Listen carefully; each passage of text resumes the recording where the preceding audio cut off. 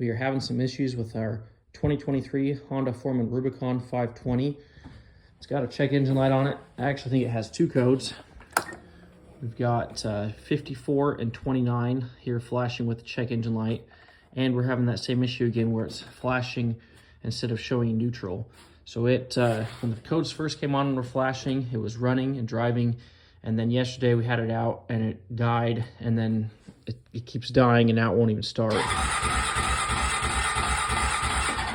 So when I got this machine, I was trying to decide if I should go with manual foot shift or if I should get the DCT. And I really wanted the foot shift, but the DCT was the only option that came with our low here.